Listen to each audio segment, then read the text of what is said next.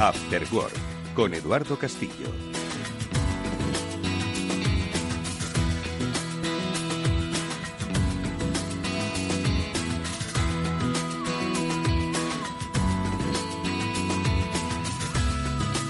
¿Qué tal? Muy buenas tardes a todos y bienvenidos un lunes más a este espacio sobre ciberseguridad en el que pretendemos acercaros la realidad de nuestro tiempo, una realidad en la que las amenazas a nuestra vida digital están siempre y cada vez más presentes y que si no comenzamos a tomar conciencia, los peligros van a ser todavía mayores. Hasta la fecha hemos hablado en este programa de numerosísimos temas, sobre las amenazas a las empresas, sobre el riesgo que tienen los ciudadanos, los particulares.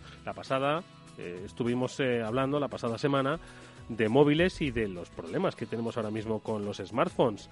Y la anterior lo estuvimos haciendo a propósito del malware con los especialistas de la industria. Y todas las semanas lo hacemos con dos de los mejores y mayores especialistas que hay en la materia, que nos acompañan cada lunes. Ellos son Mónica Valle y Pablo Sanemeterio. ¿Qué tal, Mónica, Pablo? Buenas tardes. Buenas tardes, Eduardo. Buenas tardes, Eduardo. Un placer veros de nuevo. Además, sobre todo, que hemos recuperado a Mónica, que casi se queda en Estados Unidos, porque se la rifan allí en Estados Unidos. Sí, bueno, entre eso y alguna tormenta eléctrica que había por ahí que retrasaba el vuelo, pero muy bien. La verdad que os contaré un poquito de la experiencia. Estuviste, además, en el evento anual que hace Cisco, pues para dar a conocer sus novedades. Cisco, que precisamente es una de las compañías que ha alertado de posiblemente uno de los que va a ser quizás de los mayores problemas hasta la fecha de 2018 con respecto a la seguridad de nuestros dispositivos, en este caso los routers, ¿verdad? Sí, fue el caso de VPN Filter, que hemos hablado varias veces sobre él, un malware que ha afectado a ya 700.000 dispositivos, entre ellos routers en todo el mundo, y bueno, que se prevé que sean más. De hecho, allí me contó uno de los especialistas de ciberseguridad, de Talos, que es la división de seguridad de Cisco, que esto no ha hecho más que comenzar, así que veremos qué pasa. Porque ¿qué es lo que puede pasar si nuestro router con el que nosotros hemos contratado, ¿no? Nuestra operadora de teléfonos es la que nos ha puesto el router? ¿Qué es lo que nos puede pasar, Pablo? Bueno, pues básicamente que el que instale ese malware en tu router, para empezar, puede ver toda la navegación que hagas, o sea, todo el tráfico que estés mandando lo puede ver. Luego ya incluso si instala algún tipo de elemento un poco más complejo, puede incluso ver las comunicaciones que estás haciendo, cogerte contraseñas, o modificarte las comunicaciones que hagas. Imagínate que vas a hacer una transferencia y la vas a mandar a una cuenta concreta.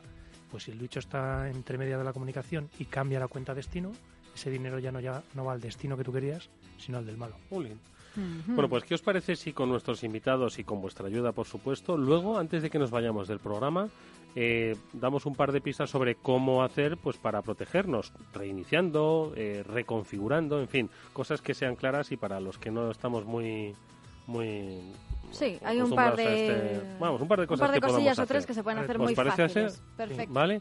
Venga, pues ya les habéis oído a Mónica y a Pablo. Con ellos y con nuestros invitados, que enseguida vamos a saludar, vamos a abordar nuestros temas de hoy. Digo nuestros porque tenemos diversos temas de la actualidad, de la realidad que nos rodea. Y ya que digo realidad, quiero insistir en la palabra realidad frente a mito.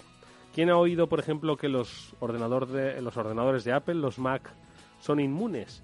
¿Quién ha oído que los Android parece que están siempre infectados? ¿Qué pasa con lo de la encriptación de los datos? ¿Debemos hacerlo? ¿No debemos hacerlo? Bueno, pues de mitos y realidades vamos a hablar hoy en nuestro programa. Pero para ello vamos, como digo, a contar con dos referentes de la industria. Por un lado va a estar, y ahora le saludamos, Víctor Escudero, que es responsable de integración global de la compañía de software S21. Y luego también estará con nosotros Alfonso Muñoz, que es responsable del laboratorio de ciberseguridad de Blue Indico, que es una empresa que pertenece al grupo BBVA. Con ellos vamos a hablar de muchos temas, como digo, para situar a los oyentes entre el mito y la realidad, pero también vamos a hablar precisamente eso, de criptografía. Sí, aprended a pronunciarlo porque dentro de muy poco todos vamos a tener por lo menos que comprender qué consiste la criptografía y sobre todo para qué nos va a resultar útil en nuestra vida y en nuestras empresas. Con ellos vamos a discutir, a hablar, a reflexionar durante la próxima hora. Pero antes vamos a hacer una brevísima pausa y enseguida, antes de la pausa, es Pablo Sanemeterio el que nos hace una reflexión sobre estos temas.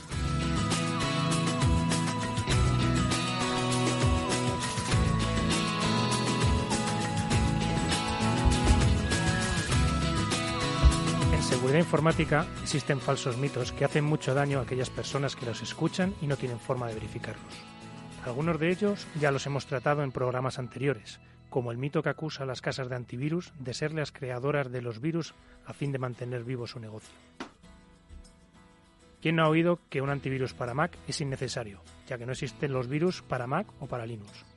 O aquellos mitos que indican que las medidas de seguridad ralentizan tu equipo informático o las comunicaciones.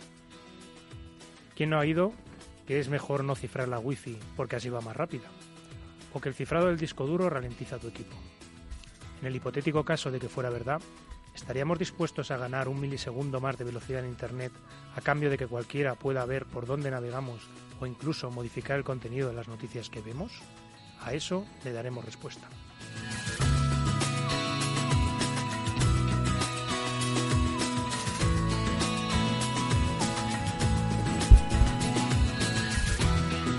También hablaremos de criptografía, una de las armas de las que disponemos todos los usuarios de Internet para garantizar la confidencialidad y la integridad de nuestras comunicaciones. La criptografía o escritura oculta se ocupa de las técnicas de cifrado o codificación destinadas a alterar las representaciones de los mensajes con el fin de hacerlos ininteligibles a los receptores no autorizados. Esto viene de lejos, del mismo Julio César. Hoy os contaremos por qué debemos hacer un esfuerzo para comprenderla y respetarla. After Work, con Eduardo Castillo. Teo, ¿tienes que ensayar a la hora de la siesta? Mañana tengo examen. Esta habitación se nos queda pequeña para tanto talento. Si estás pensando cambiar de casa, es el momento de hacerlo, porque con el precio de la hipoteca BBVA sin comisión de apertura, te costará menos decidirte. Consulta condiciones en nuestras oficinas o en bbva.es. BBVA, creando oportunidades. ¡Corred! ¡Que hemos ampliado la oferta! ¡Corred si queréis una de las últimas unidades del Ford Focus por 14.990 euros totalmente equipado! ¡Daos prisa que esta es una oferta irrepetible! Con la llegada del nuevo Ford Focus liquidamos las últimas unidades del modelo actual. Hasta el 30 de junio llévate un Ford Focus totalmente equipado con motor EcoBoost, navegador, cámara de visión trasera, total conectividad y mucho más por solo 14.990 euros. Financiando con FC Bank. Condiciones en Ford.es. ¿Sabía que el oro se ha revalorizado un 335% en los últimos 20 años? Ahora que lo sabe, seguir dejando todo su dinero en el banco es su decisión. O si lo prefiere, invierta parte de sus ahorros en oro con Degusa y mantenga su poder adquisitivo. Infórmese en el 911-982-900 o en degusa-mp.es. Degusa Oro, la inversión segura.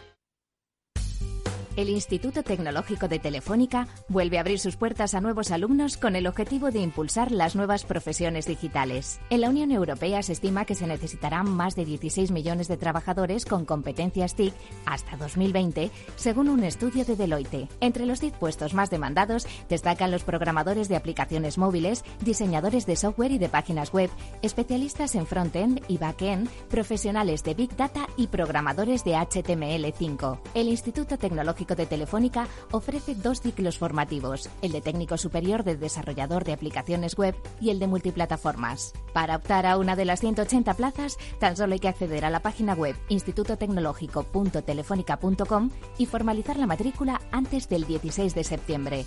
No esperes más. Las profesiones del futuro te esperan en el Instituto Tecnológico de Telefónica, con prácticas garantizadas.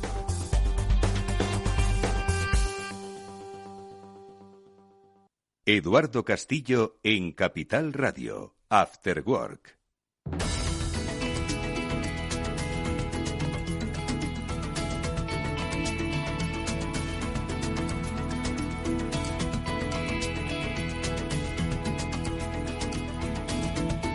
Bueno, pues antes de saludar a nuestros invitados, a Alfonso Muñoz y a Víctor Escudero, con Pablo Sanemeterio y Mónica Valle, vamos a repasar unas pocas noticias que nos ha dejado la actualidad del sector.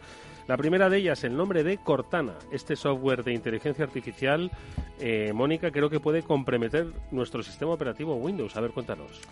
Pues sí, si eres usuario de Windows 10 es muy recomendable que actualices el sistema operativo cuanto antes. Hemos hablado ya unas cuantas veces también de actualizar, ¿verdad?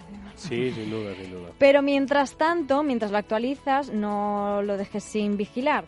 Microsoft acaba de parchear una vulnerabilidad que permitía aprovecharse de Cortana, el asistente virtual de Windows, para acceder a todo tipo de archivos saltándose el inicio de sesión. Básicamente, si querías acceder a un ordenador bloqueado, solamente tenías que pedírselo a Cortana y ya está. Y voilà. El fallo fue descubierto por McAfee y ha sido puesto en conocimiento de Microsoft, que lanzó los parches el pasado 12 de junio, pero hay que aplicarlos. Y esto es para los usuarios de Windows 10. Eso es. Vale. Bueno, pues nada, ojo con eso. Otra cosa, que lo cuenta Voz Populi, y es que algunos responsables de la EMT, el Servicio de Autobuses Urbanos de Madrid, alertaron hace días de un posible ciberataque, Pablo.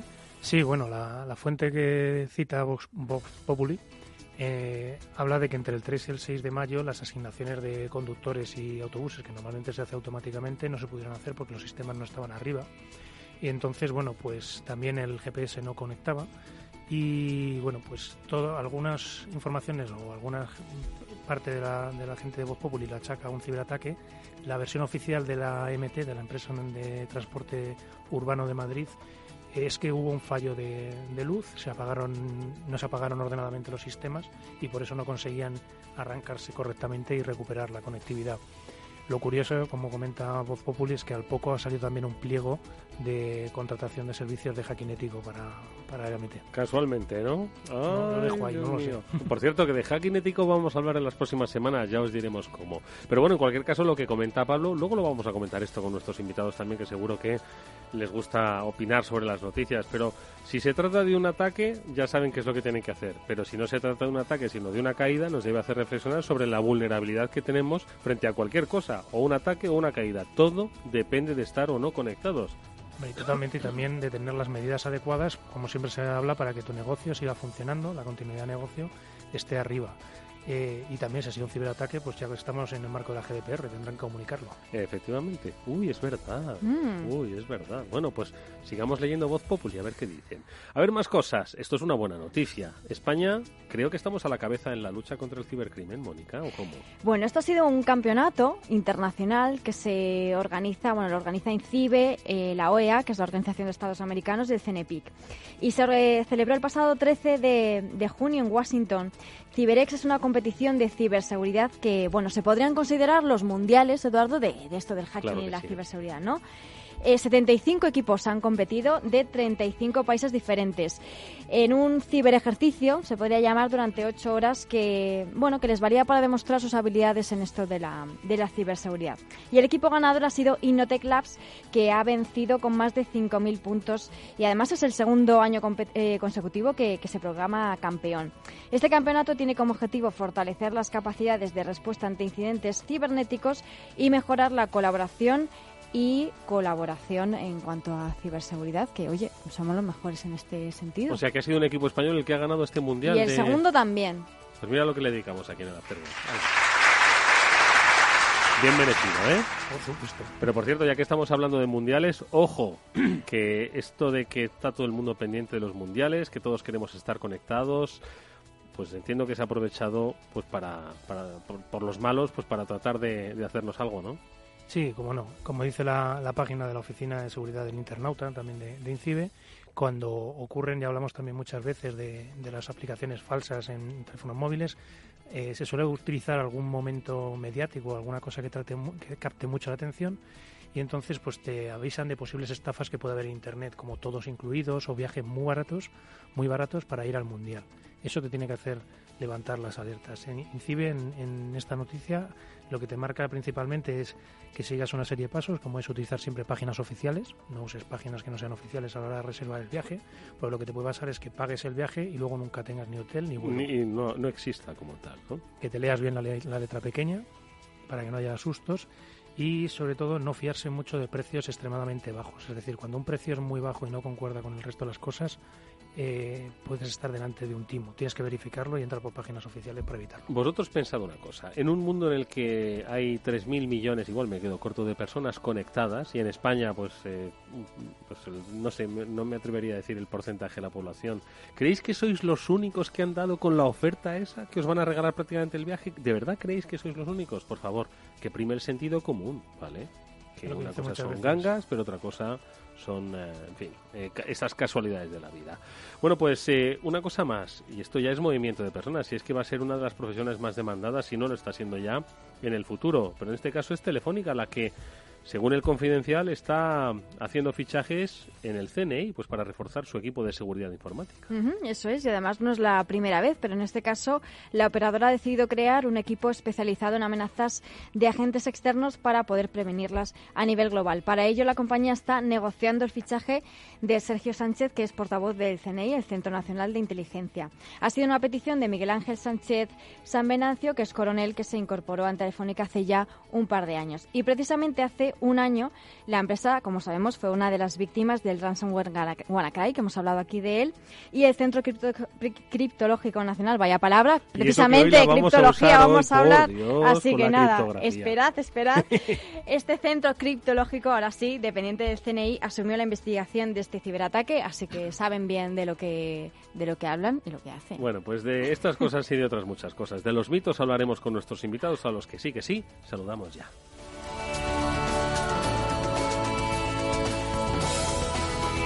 Eduardo Castillo en Capital Radio, After Work.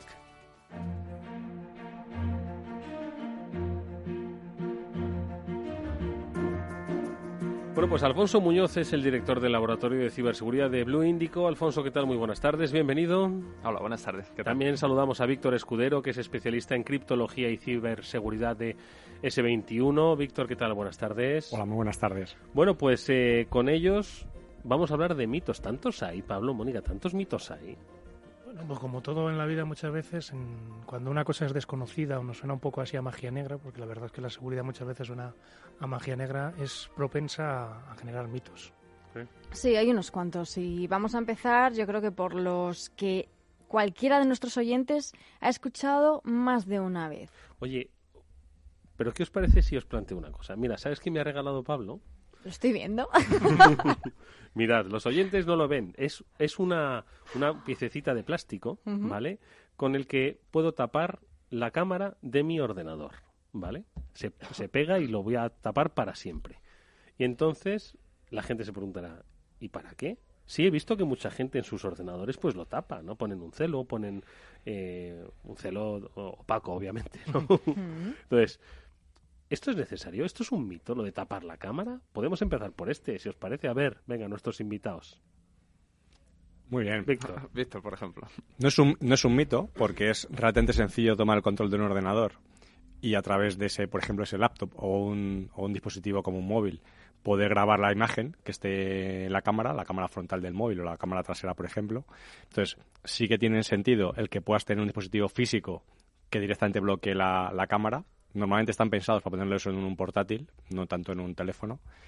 Pero claro, tienes el problema de que dices, bueno, quizá no te están grabando la imagen, pero te están grabando el audio, que muchas veces es mucho más importante que la imagen en sí. Realmente que te estén viendo teclear delante del ordenador no es tan crítico como que estén grabando todo lo que estás diciendo en una conversación privada o en una sala en la que estés tratando algún tema confidencial. Claro, entonces, y para eso hay plástico para tapar los oídos del que nos está escuchando. En general no. De hecho es bastante típico ver algún personaje estilo pues Mark Zuckerberg o alguno así conocido que le ves cómo tapa la cámara, es muy muy habitual, pero claro, para proteger por ejemplo el micro del portátil es bastante complicado. No le puedes meter una burbuja y aislarle y ponerle algo que evite que puedas grabar. Entonces al final tienes que jugar con generar ruido blanco, con generar interferencias, que no pueda grabar. Al fin y al cabo, lo mejor es meter algún dispositivo que te asegure que esté limpio el ordenador, ¿no? Que no te lo pueden infectar fácilmente. Oye, Alfonso, pero si realmente se constata que es que nos pueden coger la cámara y grabar desde nuestro ordenador portátil o desde nuestro móvil, ¿por qué los fabricantes no hacen algo para que eso, no se pueda producir? Claro, el problema fundamental que tenemos con la tecnología siempre es la usabilidad, desde el punto de vista de la seguridad. Es decir, los fabricantes pueden saber cómo proteger las cosas. El problema es que tienes que hacer que los sistemas sean usables. Es decir, que un ordenador lo puede utilizar cualquier persona. Y en esa usabilidad, garantizar esa usabilidad hace que los sistemas no sean todos los seguros que deberían ser, ¿no? Porque al final, aunque intentamos que la seguridad sea transparente, es verdad que es un freno muchas de las veces, ¿no?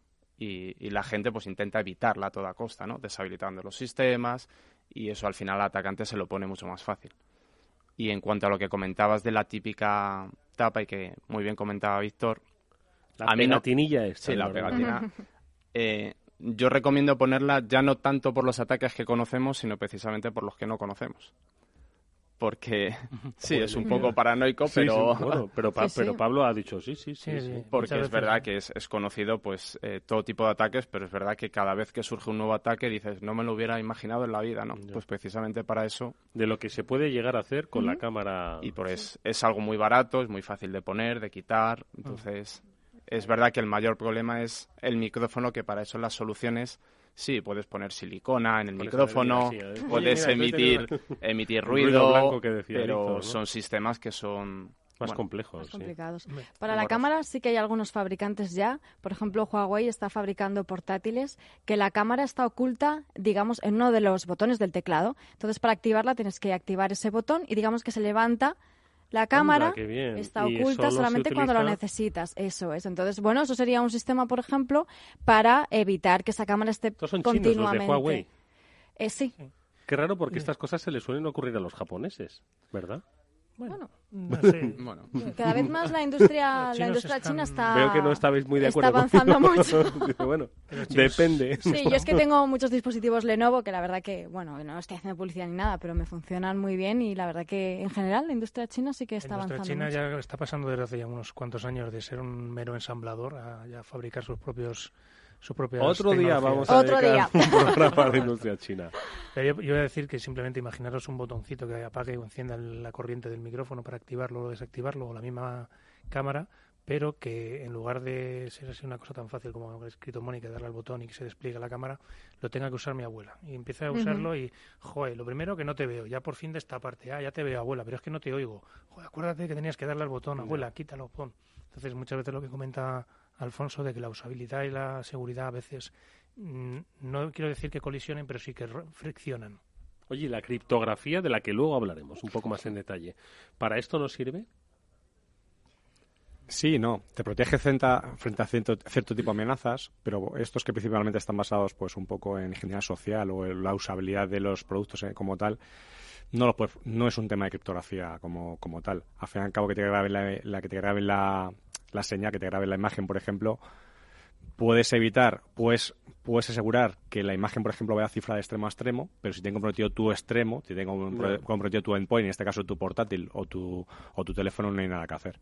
Pero, Alfonso, si nosotros podemos ser víctimas de que alguien controle nuestra cámara, es porque alguien se ha introducido en nuestro sistema, ¿no? ¿Cómo normalmente se introducen? Porque claro, igual nos está escuchando la gente y dice, la voy a tapar sí o sí, está muy bien, pero también no solo tienes que taparla, sino evitar que alguien pues entre en tu ordenador, básicamente. Bueno, los motivos puede haber muchos sin pensar que somos víctimas de la CIA, ¿no? Hay motivos más mundanos. Pues puede ser desde que te instales software que te has descargado de lugares un poco así particulares, ¿no? Software pirata, básicamente, malas configuraciones del sistema. Yo diría que eso puede ser, bueno, infección clásica, ¿no? El típico malware que puede coger control. Eso sería en un PC de sobremesa, en un portátil, lo tradicional. Si fuera un móvil, pues a lo mejor una aplicación que te descargas que dice hacer una cosa y luego pues hace otra cosa diferente, ¿no? Y tiene el permiso para acceder a la cámara. O suelen ser cosas más... Quitando el malware, ¿no? Que eso es un mundo aparte, son cosas más mundanas, ¿no? Cosas que te estás descargando que a lo mejor pues te espían y no lo sabes. Bueno, pues esto con lo de la cámara, que es el que se me ha ocurrido porque Pablo me lo ha regalado, ¿vale? Una tapilla para el ordenador, para la cámara del ordenador. Pero Mónica quería apuntar uno que yo creo que es quizás uno de los más extendidos hoy en día y que está muy bien, ¿no? Yo creo que es el que tiene que ver con los fabricantes, ¿verdad? Bueno, es el dilema y la polémica que además nos encanta. Esto es, ¿no? Como un derbi. Apple. ¿Qué pasa? ¿No tienen virus o no tienen virus? Aquí estamos en esta mesa, bueno, nuestros aquí invitados... estamos un poco Android contra iPhone. Fíjate, nuestros invitados no han sacado el móvil, ¿eh? Mira, pero ahora lo están sacando, vale, ahora lo sacan. Ahora sí. Entonces, no tienen que tuitear la foto todavía. Vamos a ver. Aquí hay por lo menos tres smartphones de la marca de la manzanita. Ajá. Y dos de los coreanos. Bien. Sí. Entonces, ¿qué le pasa? Mac, hay un mito o una realidad que dice, no, es que Mac no se contagia de nada. No necesitas antivirus. No necesitas antivirus ni nada. No necesitas preocuparte de nada. A ver, venga, y luego... los especialistas se ríen. Por eso llevan Samsung, ¿sabes? Uy, lo he dicho, se me ha escapado la marca. A ver, Alfonso. Bueno, obviamente esos sistemas se pueden infectar. De hecho, casi cualquier sistema puede ser infectado. El problema es que al final es una economía de escala, ¿no? Los atacantes siguen una economía de escala. Les gusta más infectar sistemas Windows pues porque pueden alcanzar más parqué de ordenadores. Es una cuestión de economía, ¿no? Existen virus, ataques dirigidos a Linux, a Mac, ya casi cualquier sistema. Es una cuestión que al atacante le interese. Por tanto, sí es verdad que por volumen, si tú tienes un sistema Linux, recibirás menos campañas en volumen, pero puedes sufrir problemas de seguridad exactamente igual. Y probablemente en el mundo de Linux o de Mac incluso los ataques puedan ser más agresivos, ¿no? Porque pueden ser ataques más rígidos. Más dirigidos. Ese es el detalle. Ahora Sí, yo creo que la parte de dirigidos es importante porque para un mercado muy abierto, sin estar buscando un target, un objetivo muy determinado, al fin y al cabo lo que pretenden los ciberdelincuentes es conseguir una masa instalada lo más grande posible. Pero cuando estás buscando un target muy dirigido, exactamente lo que tú necesitas, busca la vulnerabilidad necesaria para hacer daño. De tal forma que te da igual que sea un Linux, que sea un Mac, que sea lo que sea un Windows, va justamente a conseguir burlar esa vulnerabilidad. Y todos los sistemas las tienen. Entonces, cuando vas solamente, digamos, buscando, como decimos muchas veces en el tema de phishing, ¿no? Tú vas pescando y a veces te encuentras un atún muy grande y no era el objetivo, o pececitos pequeños. Cuando tú vas con redes de arrastre e intentas coger todo lo posible, pues lo que más coges obviamente son Windows porque hay mucho más parque de Windows, es más fácil de infectar. Pero cuando estás buscando ataques dirigidos te da exactamente igual y todos tienen vulnerabilidades. En el pasado quizá sí que tiene una cierta razón de ser, cada vez esta brecha es mucho menor. Los sistemas Linux, Mac y en general la parte de Unix por defecto, digamos que venían bastante más restringidos de cara a los usuarios, las cosas que puedes hacer con un usuario no privilegiado frente a ser administrador. En Windows, estamos hablando de hace muchos años, era muy habitual que incluso las empresas, un usuario fuera incluso superadministrador, fuera administrador del sistema. En consecuencia, claro, estás dejando las puertas abiertas a que un usuario normal y corriente está haciendo acciones que no debe y está facilitando, abriendo la puerta a malware sin querer. Esto poco a poco se ha ido corrigiendo, cada vez es mucho menos habitual que los usuarios administradores de sus propios equipos y en Windows ya no es tan vulnerable como en el pasado. Entonces, si bien en el origen pues tenía ese mito, digamos, tenía una cierta parte de realidad, que hace es menor. Y estos son los entornos de escritorio, de esto portátil, es decir, sistema operativo de los habituales que estamos acostumbrados. En el mundo de los móviles no tiene nada que ver, es decir, es otro mundo aparte. Las normas de juego empezaron ya directamente con cifrados por los propios dispositivos de serie, etcétera, es decir, con aislamiento de las aplicaciones en donde están corriendo cada una de ellas. Entonces, es bastante distinto, pero sucede que Android es mucho más abierto, hay muchísimas más aplicaciones y, por tanto, en este caso para Google, es muchísimo Alfonso, más... El volumen, ¿no? Eso es muchísimo más complicado controlar los miles y miles de aplicaciones que corren en Google Play, o sea que al fin y al cabo te puedes descargar. En el caso de Apple, tiene un control mucho más riguroso de este tipo de aplicaciones, hay menos también, y en ese caso se marca un poco la diferencia. Pero, por ejemplo, si todos los dispositivos son infectables, si yo, por ejemplo, me descargo me meto en los sitios en los que decía Alfonso, en los sitios de dudosa procedencia para descargarme un software porque lo quiero pirata, ¿vale? Y que llevan acompañado pues un malware, ¿no? Si me lo descargo desde un sistema Mac, ¿me estaría infectando mi ordenador o no? Exactamente igual que con Windows. Igual. O sea, tú cuando te instalas un software pirata, lo que decía algún programa, o sea, en un programa anterior, la persona que le ha eliminado las medidas de protección para que pagues la copia, no las ha eliminado porque le caiga muy mal esa compañía o tal. Lo suele hacer porque quiere ganar dinero. Y aparte, la parte de eliminar las protecciones de este tipo de programas no es sencillo.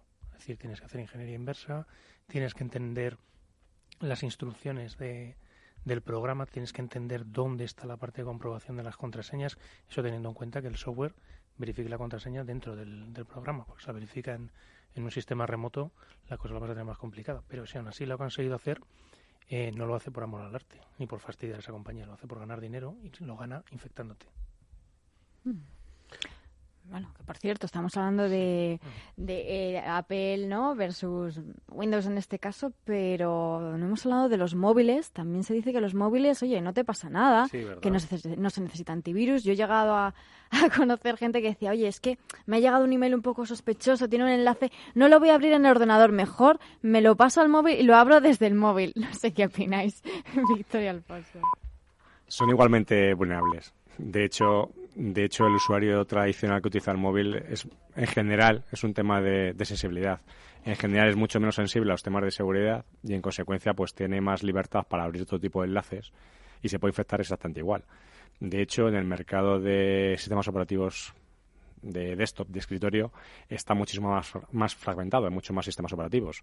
Aquí hay dos grandes apuestas, está Android y está Apple, entonces con esas dos ya tienes casi todo el mercado, y luego hay una parte más residual de Windows Phone, BlackBerry, incluso Symbian, es decir, ya muchísimos otros sistemas operativos, pero menores. Entonces, haciendo un esfuerzo en esas dos plataformas principales, puedes infectar a casi todo el mundo.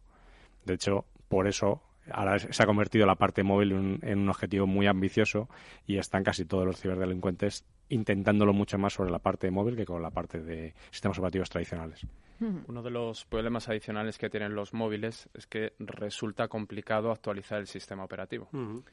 Porque, de hecho, cuando quieres, o bien tu fabricante directamente no te proporciona la actualización, o directamente tu terminal se queda obsoleto.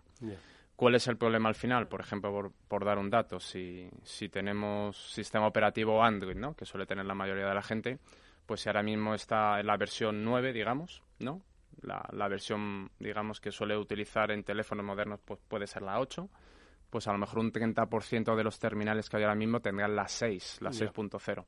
¿Qué quiere decir? Que muchos de los terminales que hay a día de hoy son completamente vulnerables. Ataques de Bluetooth, bueno, a diferentes ataques. ¿De Bluetooth también? Sí, de Bluetooth. Lo peor es que no solo es que sean vulnerables, sino que no hay la actualización que los proteja. Claro, de hecho... Y no la va a haber.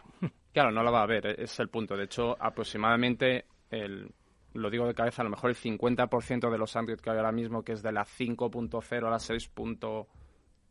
Lo que sea, .x, 60% más o menos son vulnerables a ataques de Bluetooth. A ser vulnerable significa, pues, incluso poder llegar a tomar control remoto del terminal. ¿Cómo se produce un ataque de Bluetooth? Para que la gente más o menos lo vea. Técnicamente sería complicado de explicar, pero básicamente lo fundamental es tener activo el Bluetooth. Sí, que lo tenemos todos porque se nos conecta al coche, ¿no? Ya casi automáticamente. Y ya está. ¿Tú no lo tienes activo, Mónica? Yo siempre lo tengo desactivado. Vale, pero yo me tendría que conectar, o sea, yo lo llevo activado, ¿eh? Incluso la conexión wifi cuando salgo de casa la suelo desactivar. Para que no se me conecte automáticamente a ninguna red. Una de las recomendaciones que yo al menos suelo hacer a menudo es política de mínimos privilegios en amplio sentido. Es decir, si un servicio no lo vas a utilizar, deshabilítalo. Es decir, es común que la gente, yo lo veo en el caso, por ejemplo, mi padre tiene activo siempre la Wi-Fi, el Bluetooth, el GPS.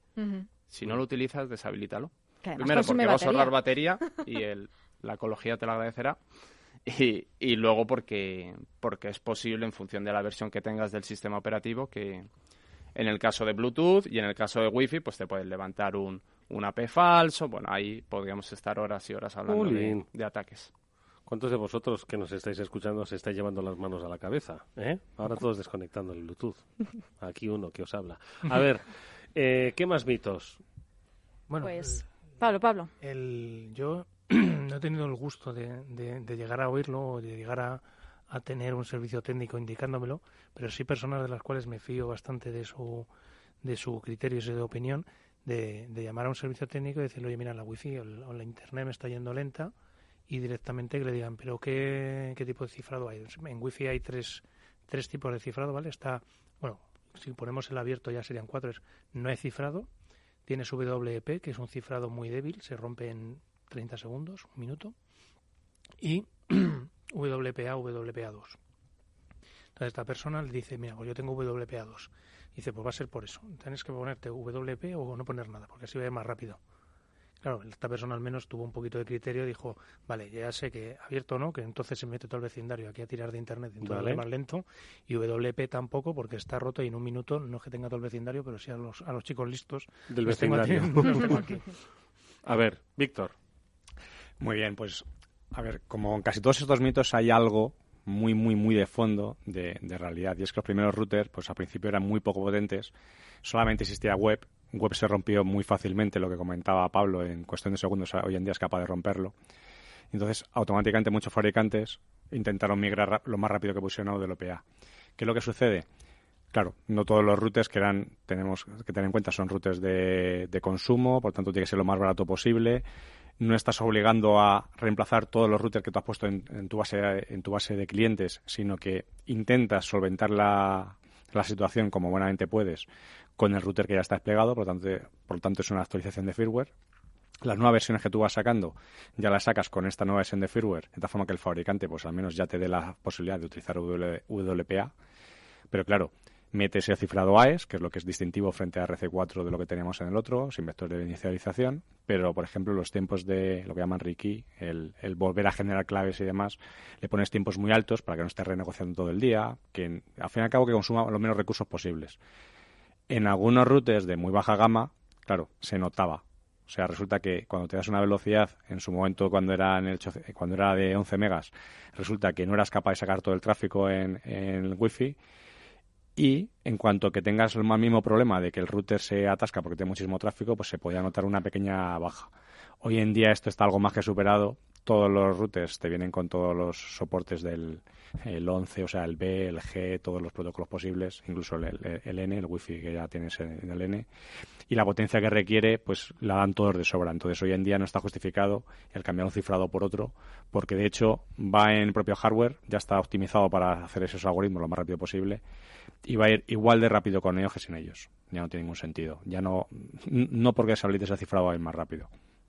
Oye, pero y nosotros podemos saber, y esto viene un poco a colación de nuestro router, ¿no? De lo que decíamos al principio. Nosotros podemos saber cuál es el tipo de encriptación que tiene nuestra conexión Wi-Fi, es decir, porque la mayoría de nosotros, nuestra operadora de telecomunicaciones y ahora de televisión y de muchas cosas, pues nos lo conectó y bueno, metimos la clave, funciona, sí, ya tengo las rayitas del Wi-Fi y ahí se quedó toda nuestra exploración. Entonces, ¿cómo podemos comprobar y debemos comprobar que tenemos la WPA2?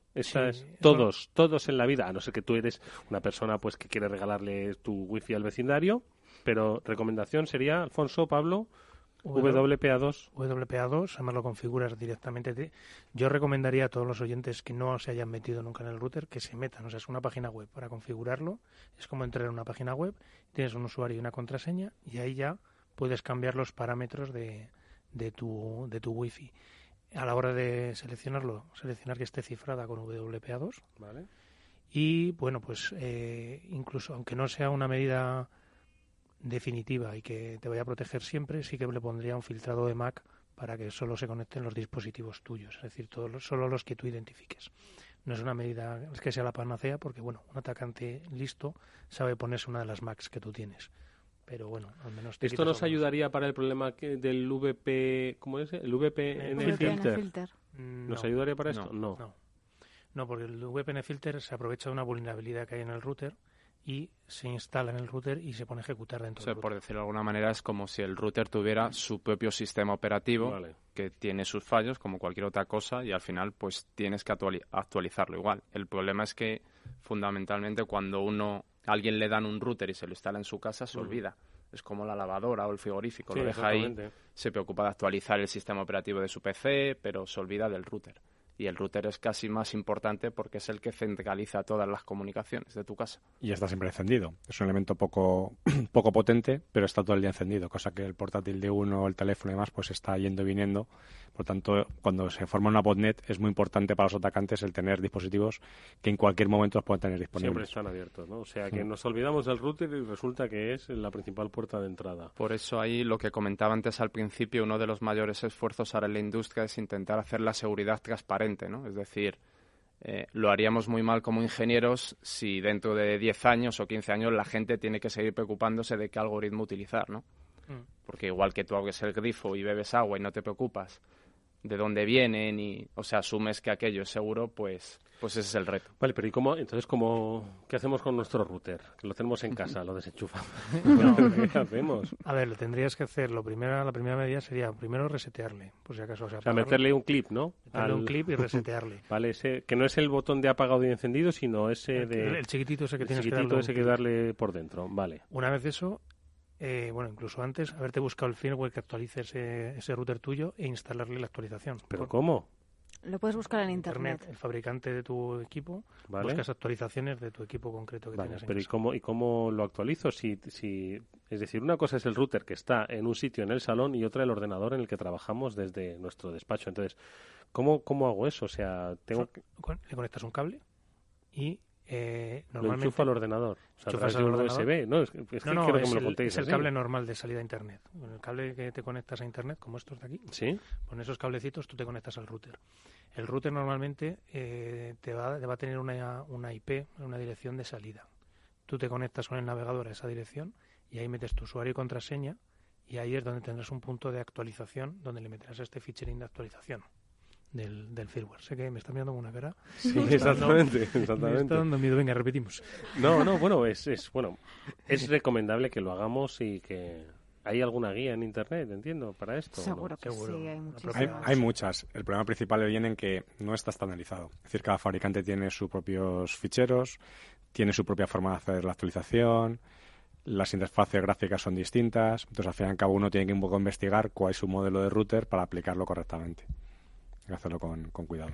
Luego está la siguiente fase que seguro que nos iba a comentar Pablo, que es cambiar esa contraseña que viene por defecto, ¿no? Sí. Porque una vez que te dan el router que viene con un nombre también, el nombre de la red, ¿no? Por decirlo de forma sencilla, y la contraseña, eso hay que cambiarlo porque es muy fácilmente detectable también. Sí, no le pongas la casa de Eduardo porque así sabrá todo el mundo. Entonces ya saben que eres tú. Pero bueno, mi nombre es una cosa extrañísima. Siglas, letras, números, eso lo tenemos que cambiar igualmente. Claro, porque son siglas, letras, números que te lo ha puesto la compañía y que son las mismas que tienen todos sus routers parecidos. Vamos, por lo menos la combinación es similar. Vale. O sea, se han dado casos que en base a ese nombre se sabía luego también la contraseña de la wifi. Si no habías cambiado la wifi cambiar el nombre, cambiar la contraseña, ponerle la seguridad WPA2, resetear el router, conectarlo a nuestro ordenador, mirar el fabricante, bajar el software, el firewall, ¿no? El firmware. Joder, y rezar. Y rezar para acordarte y ya nos ponemos todo, en ¿no? agosto. No, y rezar para que la actualización no te fastidie el router. Exactamente. Bueno, pues... Y depende todo para lo único que quieras ser. O sea, siempre se puede seguir. O sea, puedes desactivar el WPS para que no... Este botoncito que tienes para muchas veces sincronizar con otro dispositivo y que directamente te genera la wifi, se autosincronice, por ejemplo. Te puede interesar desactivar DHCP para que no renegocie y tú la asignes directamente a cierta IP con cierta MAC solamente una IP fija. O sea, hay 50.000 funciones más que uno puede hacer para securizarlo. Pero siendo razonable para un usuario, al fin y al cabo lo que necesitas es tenerlo actualizado, la parte firmware que comentaba Pablo, y que el identificador que estás dando de red y sobre todo la contraseña sea uno que tú has puesto a mano, que sea correcta y no sea el que te venga por defecto. Con eso ya tienes el 95% eliminado. Bueno, pues mira, acabamos ahora mismo de poner sobre la mesa el mito de que el router no sirve nada más que para conectarnos a Internet. El router es tan importante como nuestro móvil y como nuestro ordenador y como la televisión, ¿vale? Porque, en fin, es la puerta de entrada a nuestra casa y no precisamente la que se abre con llaves. A ver, ¿qué más mitos tenemos por ahí? ¿Qué se os ocurre? Más. Mónica, oye, este mundo está plagado de mitos. Sí. Bueno, mitos y realidades, en realidad. Como decía Víctor, pues detrás de cada mito hay una pequeña realidad que con el tiempo se ha ido. Suele pasar, porque es algo en lo que se basa y luego pues va aumentando esa bola, va aumentando y al final pues se convierte en un mito. A ver, otro. Uno que se basa en una realidad, porque es verdad que era así, pero que ya no, es que el antivirus ralentiza, ¿no? Ese dispositivo, ese ordenador, ese portátil. ¿Lo habéis creado vosotros el virus, Víctor? Ya os lo pregunto. Bueno, esa es otra. Vale. Hay de un departamento ahí oscuro Al ritmo que se crean los virus, sería absurdo ponerse a crear virus. No puedes competir con los que realmente lo hacen. Al ritmo que ya se hace, no tiene absolutamente ningún sentido. Nada, ni se crean, obviamente, las compañías no crean los virus. No digo que en el pasado, muy en el pasado, cuando esto era la prehistoria, pues a lo mejor puede haberlo habido, pero claramente ahora mismo no. Y el tema de que ralenticen los sistemas operativos, que ralenticen los ordenadores, obviamente cualquier programa que esté corriendo constantemente en el ordenador para verificar que no tengas virus y que no tengas ningún tipo de malware y demás, pues es un proceso más que está compitiendo con el resto de los recursos, con el resto de programas, ¿no? Puede ocurrir, si un ordenador está muy limitado de recursos, un poquitín más que tengan estos programas, puede ser que lo llegues a notar. En un ordenador convencional no vas a notar nada. También depende de lo bien o mal hecho que esté, todo como todo. Claro. Incluso algún proyectillo, yo tengo un proyecto con el que estaba en algunos congresos contando para combatir el malware y siempre he dicho que tiene una pequeña pega, y es que el primero que llega a la compañía, ese sí que se va a ralentizar, luego el resto no. Pues claro, a ese primer programa lo paro y le paso una serie de programas y de verificaciones de que está bien, y cuando está bien es cuando lo dejo pasar al resto de la compañía. Entonces, evidentemente, bueno, en este caso concreto, no es que esté mal programado, sino simplemente es que al primero que llega y el primero que lanza ese programa concreto, ese sí se queda ralentizado hasta que todo es ok. Luego ya el resto tiene una caché que dicen que vale. Uh-huh. A ver, ¿qué más cosas? ¿Qué más virus no? ¿Qué más mitos tenemos por ahí? ¿Tenemos alguno más? O quizás vosotros, algunos que queráis también poner un poco sobre la mesa, Alfonso, Víctor, que digáis, oye, mira, hay una creencia, y esto os ha pasado pues porque familiares, amigos que no están especializados en el entorno, creen pues un poco los que hemos apuntado aquí. ¿Hay algún otro que se nos escape? A ver. No, ahora mismo que me venga a la cabeza. O sea, que esos son los mayoritarios, ¿no? Hablando de cifrar, ¿no? Que, por cierto, cifrar o encriptar, porque a mí muchos también me decís que eso de encriptar, no, que eso para la cripta. Cifrar que aquí es mucho más estamos fácil hablando de decir, por lo cifrado. menos. Encriptar es meter una cripta. Yo os voy a poner un ejemplo que me pasó a mí. Antiguamente la RAE no soportaba la palabra encriptar, ¿no? Ahora sí ya la soporta, y en principio encriptar es meter en una cripta. Pero como almóndiga y concreta. Claro, pero a mí me pasó, por ejemplo, analizando ciertas empresas de productos de criptografía, que en su página web ponían encriptación y me decían que en Latinoamérica es una palabra muy aceptada y por SEO preferían decir encriptar a cifrar. Entonces, a partir de ese momento me di cuenta que era una batalla perdida. A mí, personalmente, cuando alguien dice encriptación, me duele el alma. Siempre a los oídos. Y los oídos. Pero bueno, tampoco hay que ser tan purista.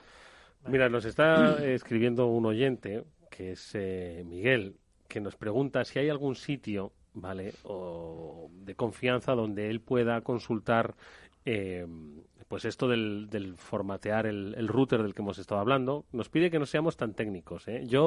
Miguel, estoy contigo, yo me estoy enterando de la mitad, pero que de alguna forma pues él pueda, tener una guía para dónde pues hacer lo del formato. Y también decía que tiene una tablet que funciona raro y no sabe qué hacer porque igual dice que está infectada. Bueno, puede ser. O puede ser el minado ilegal de criptomonedas que se ha comentado varias veces, que ralentiza mucho. Lo bueno que tienen los tablets y los móviles es que tienen la opción de reseteo de fábrica. Entonces, ante la duda, que saque un backup de sus datos personales. Backup, ¿vale, Miguel? Copia de seguridad. Una copia de seguridad. Exactamente. Una copia de seguridad. Copia las fotos que tengas dentro, las ¿de acuerdo? Si lo tienes sincronizado en cloud, pues probablemente ya lo tenga. Y que lo resete de fábrica. Entonces, salvo que el malware sea muy avanzado, que eso podríamos hablar, que en cuyo caso ni el reseteo de fábrica serviría, pues con eso le podría solucionar el problema. Para restablecer los ajustes de fábrica, ¿no? Por ejemplo, ajustes de fábrica, y en muchas ocasiones eso es suficiente. ¿Y qué hacemos con lo del router? Creo que está Pablo en ello. Pablo, a ver si encuentro de Incibe o de algún sitio así de confianza. Vale. Pero claro, es verdad que... Confianza, ¿no? Es la parte crítica. Sí, claro, efectivamente. No, y además está muy bien lo que apuntáis, también lo que ha pedido Miguel, porque es un sitio de confianza. Hay muchos sitios precisamente que dicen, yo soy de confianza, vente conmigo, y precisamente es donde está escondido el lobo con esa piel de cordero. Sí, ¿no? yo de donde está buscando Pablo, de la OSI, la Oficina de Seguridad del Internauta de Incibe, estoy segura de que hay, porque me parece haberlo visto hace poco, que hacían un reportaje, un artículo acerca de cómo asegurar el router. Y entre ellos explicaban un poco ese paso a paso de cómo hacer esta actualización. Sí, es verdad. Normalmente cuando uno se compra el router, en la propia caja suele venir un manual de usuario que te enseña cómo acceder a la configuración, y ahí simplemente sería saber el nombre del router y buscarlo en la página del fabricante. Vale. Pero es verdad que no es trivial, o sea, tiene un poco de complejidad. Hay muchas páginas, pero como todas, pues hay que revisar un poco la reputación, no solamente de la página en sí, sino de las personas que escriben en esos foros que somos abiertos, de estilo ADSL Ayuda, ADSL Zone, todo ese tipo de páginas. Pero yo recomendaría, aparte de tirar por OSI, la parte de INCIBE, es por un lado a tu ISP, a tu proveedor de Internet, ¿vale? Empezando por ahí, porque muchas veces ellos ya tienen directamente ciertas actualizaciones que dan a sus clientes para poderlas bajar. Y por otro lado, los fabricantes. El fabricante de tu router.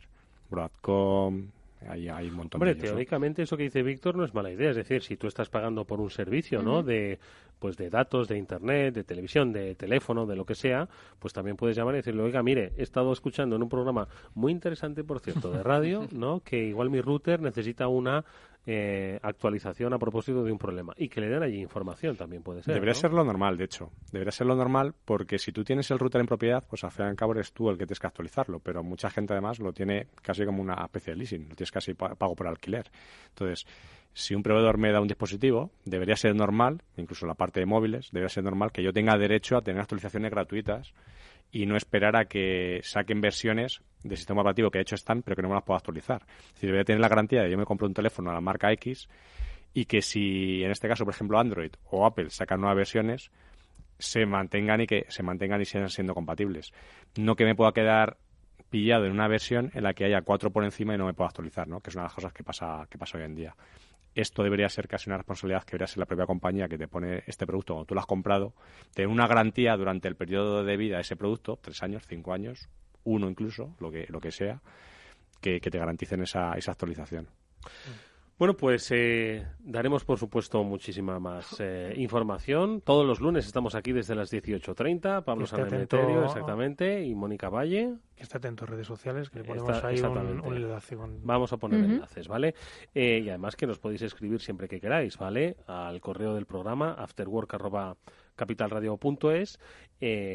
Y ya sabéis que, bueno, pues nos podéis ahí dirigir todas las consultas que vosotros queráis. Pero bueno, vamos a nosotros a hablar de la segunda parte del programa de la criptografía, ¿no? Vale, nuestros dos especialistas, Alfonso y Víctor, son precisamente expertos en el tema, pero claro, vamos a hacer que Miguel se vaya hoy de aquí del programa, ¿vale? Que nos está escuchando, y por supuesto muchos otros oyentes, sabiendo qué es lo de la criptografía, es que me río, perdonad, y para qué nos resulta útil en nuestra vida. Venga, Alfonso. ¿Con qué empiezo? A ver, ¿por dónde empezamos? Por el principio. La criptografía, ¿Qué es? exactamente. Yo les diría que para empezar la criptografía existe desde hace muchísimo tiempo. Sí, antes has dicho que Julio César estaba también ya con cosas de criptografía, ¿no? Y los griegos anteriores y todo. Por eso la criptografía además viene del griego. Sí. Escritura oculta. Así que, bueno. Sí, es escritura oculta en griego.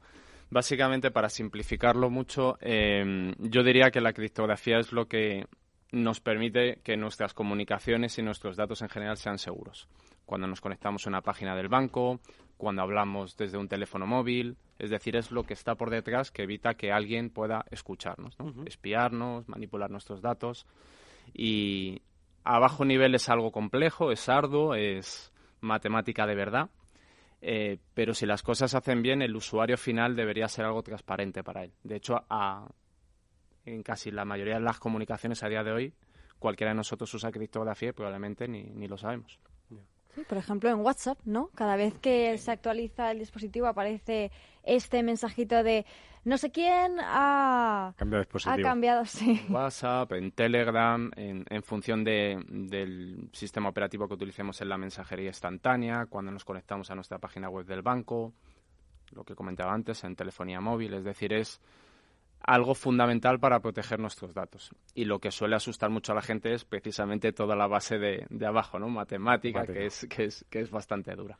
Vale, y si realmente, oye, pues la criptografía existe desde los tiempos del César y sabemos que es un cifrado de comunicaciones, ¿por qué estamos hablando de criptografía en este problema? Es decir, o sea, en este programa, ¿a qué nos enfrentamos? ¿Qué es lo que debemos saber? ¿Cuáles son los riesgos? A ver, Víctor. Pues en general una de las cosas que nos sucede es que hoy en día cada vez más estamos utilizando la criptografía sin ser conscientes de ello. Afortunadamente lo utilizamos y es más transparente, pero en el pasado tampoco era tan así. Entonces muchas comunicaciones que seguimos haciendo, por desgracia, de hoy siguen estando todavía en claro. Cada vez que hablamos por teléfono de forma convencional o enviamos un SMS, si es que todavía se puede, pues sigue estando en claro en muchas ocasiones. Cuando enviamos correos, parte de esos correos, gran parte de esos correos siguen estando también en claro. Entonces, digamos que por desgracia no está implementado en todo, ¿no?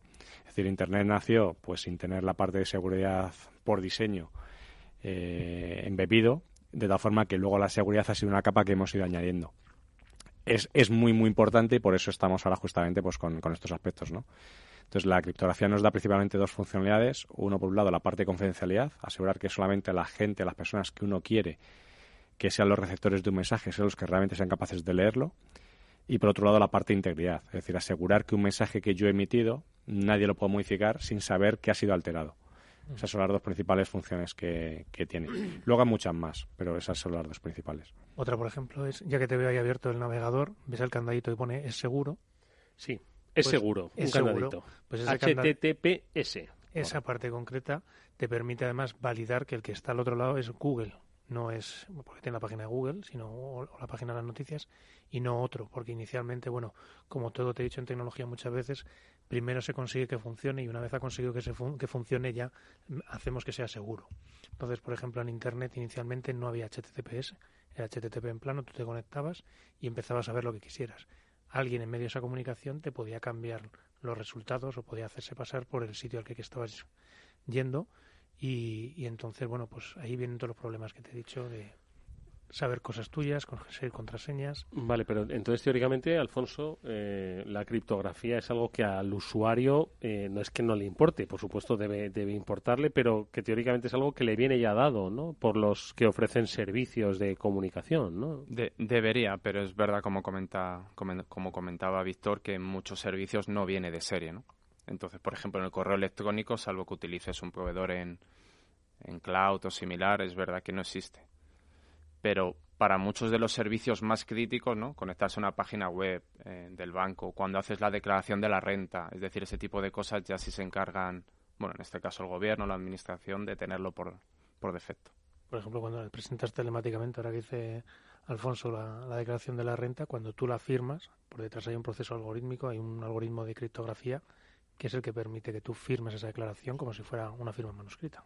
Oye, y ahora los criptógrafos, como vosotros, ¿en qué estáis metidos? Es decir, ¿en qué estáis trabajando? ¿En hacer mucho más ininteligibles, como decía Pablo, estos mensajes? Porque los malos, los hackers malos, ¿están ya descifrando estos métodos criptográficos o qué? Bueno, yo puedo contar el caso, por ejemplo, de la banca en general. Hay como dos grandes retos. Uno es el que a mí me obsesiona, que es hacer los sistemas transparentes y usables, ¿no? Es decir, que la seguridad sea transparente. Eso en criptografía no es sencillo, ¿vale? Porque hay muchos elementos que al ¿Cómo es hacer, perdóname, cómo es hacer la seguridad transparente? Es decir... Sí, pues por ejemplo, probablemente mucha gente no sepa que cuando habla con su teléfono móvil, todo eso va cifrado. Desconoce qué algoritmos utilizan ni qué protocolos, simplemente usa el teléfono y habla. Vale, eso es un ejemplo de seguridad transparente. Entiendo. Entonces la idea sería que cuando tú quieras enviar un correo electrónico, no te preocupes si está cifrado o no. Simplemente, pues alguien te garantiza que aquello es seguro. Sabes que sale de tu ordenador y que le llega al receptor, habiendo respetado la privacidad del mismo, ¿no? El problema en criptografía es que necesitas usar claves y esas claves las tiene que elegir alguien. Entonces, pues eso es complicado, ¿no? ¿Quién las crea? ¿Quién las almacena? ¿Quién las distribuye? Y no es sencillo. Ese es un problema. Y el otro problema que pasa en banca, pero pasará también en redes de telecomunicaciones, etcétera, es todo lo relacionado con la computación cuántica, que no sé si hablaremos después. Sí, no, entra, no te... ¿no? Bueno, entra ya. Que es un nuevo tipo, digamos, de ordenadores que se estima estarán de más o menos en 15, 20 años, que romperán muchos de los algoritmos actuales que existen. Que rompan muchos de los algoritmos significa que pues un atacante que, por ejemplo, lo que comentábamos antes del router, se pusiera en medio de tu comunicación, pues podría ver tus comunicaciones con el banco, ver tu dinero, robarte tu dinero, etcétera. Entonces ahí hay mucho trabajo que hacer para protegerse frente a ese tipo de ataques. Y, por ejemplo, en banca, que es un caso bastante significativo porque gestiona uno de los activos más valiosos, que es el dinero, pues está trabajando bastante duro en esa dirección. No sé si has oído alguna vez hablar de algoritmos postcuánticos.